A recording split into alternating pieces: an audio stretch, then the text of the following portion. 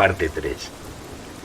Pues bien, ya te he contado que salí de una secta satánica, de esas que hacen rituales extraños y como seguramente ya sabrás, es muy difícil salirse, pues es muy peligroso tratar de abandonar a esa gente. Bueno, no voy a empezar a contarte la historia por el final. Tenía 18 años recién cumplidos cuando llegué a Madrid. La ciudad era muy grande para mí, no sabía por dónde comenzar. Siempre había pensado que el metro sería un buen lugar, por aquellas escenas del cine, pero no tardaría mucho en darme cuenta de mi error. No solo no era un lugar seguro, sino que tampoco era seguro llevar un arma por la calle. Había policía por todos lados y en cualquier momento podrían registrarme y encontrarme el cuchillo. Era un problema innecesario al que me sometería tarde o temprano. Digo innecesario porque nunca he necesitado un arma para matar. Significaba esto que por un tiempo se habría terminado mis crímenes más sádicos, las torturas y por supuesto las escenas sangrientas. Para disfrutar de mi oficio tendría que echarle más imaginación.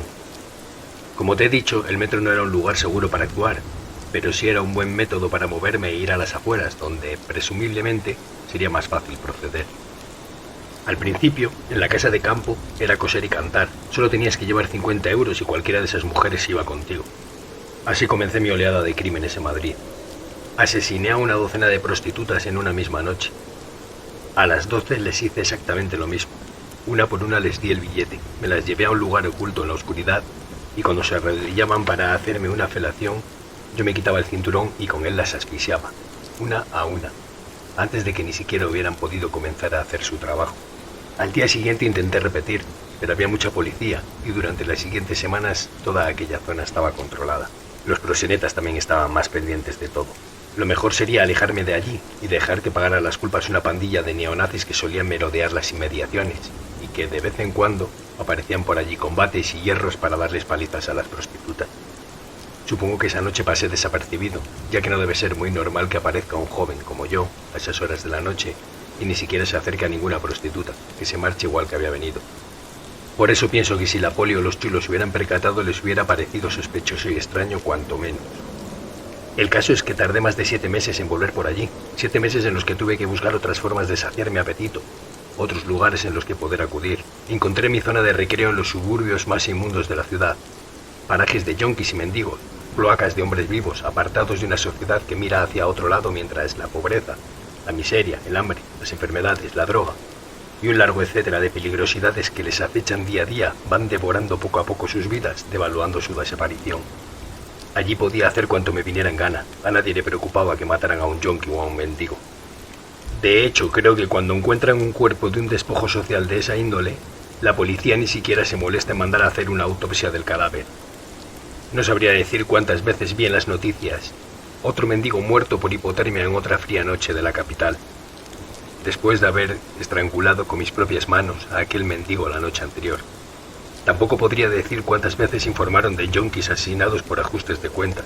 Por allí no tenía ni que intentar ocultar los cuerpos, era mucho más sencillo. Recuerdo una noche en especial.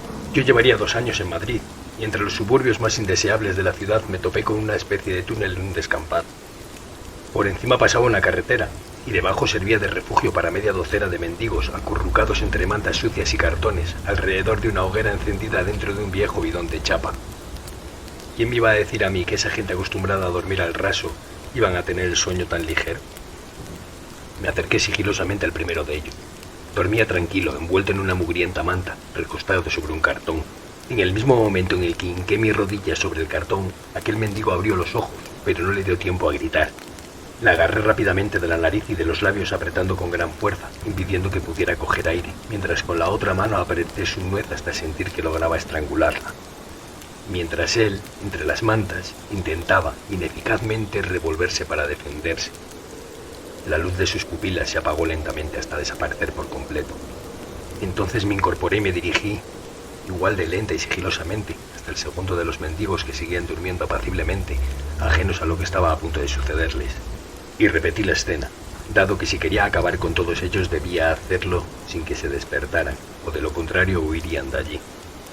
Y lo logré, hasta el penúltimo, que gracias a que su manta estaba más vieja y desgastada, logró desgarrarla y sacar su mano por el agujero para forcejear conmigo antes de que hubiera podido aplastarle la tráquea.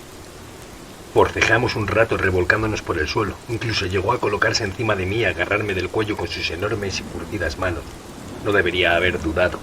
Aquel hombre era grande, bastante más que yo, y había logrado zafarse de mi ataque. Podría haber acabado conmigo, pero no era como yo. Ni siquiera después de haberle intentado arrebatar la vida, poseía esa sangre fría y ese coraje que se necesita para matar a una persona. Divisé a pocos centímetros de mí una lata de conservas abierta que conservaba la tapa. Logré alcanzarla y de un fuerte tirón le corté con ella el cuello. La sangre salió de un enorme chorro, manchándome la cara y el chubasquero. En ese momento me lo quité de encima y me incorporé. El único mendigo que quedaba vivo estaba perplejo, asustado, mirándome esperando que lo ignorara. Se había despertado instantes antes con el ruido que montamos, y acostumbrado a las continuas peleas entre vagabundos, no huyó, y ni siquiera se levantó hasta ver la sangre salir del cuello de mi anterior víctima. «¿Qué vas a hacerme? Déjame, déjame. Yo no he visto nada», me decía mientras intentaba retroceder, a toda prisa, sin ni siquiera tratar de levantarse y sin dejar de mirarme mientras me acercaba a él. Sí que me has visto, y me estás viendo ahora», le contesté con una frialdad que le hizo echarse a temblar. «Vale, pero no diré nada. Te prometo que no diré nada», me respondía muy acobardado. «Claro que no lo dirás». Me abalancé sobre él sin soltar aquella lata de conservas. Hinqué mi rodilla sobre su pecho y con la lata le resquebrajé los tendones de las axilas, como ya había hecho varias veces antes para inmovilizar a mis presas. Antes de que se desangrara, lo arrastré agarrándolo de sus grasos cabellos hasta el bidón de metal donde ardía la hoguera. Lo levanté agarrándolo por su chaqueta e introduje su cabeza en el fuego. Chillaba y chillaba, pero no había nadie que pudiera escucharle y proporcionarle ayuda. Entonces lo levanté y lo dejé cabeza abajo, incrustando sus hombros en el bidón. Los gritos de aquel chico se silenciaron antes de que terminara de limpiarme el chubasquero, las manos y la cara, para mancharme de la escena.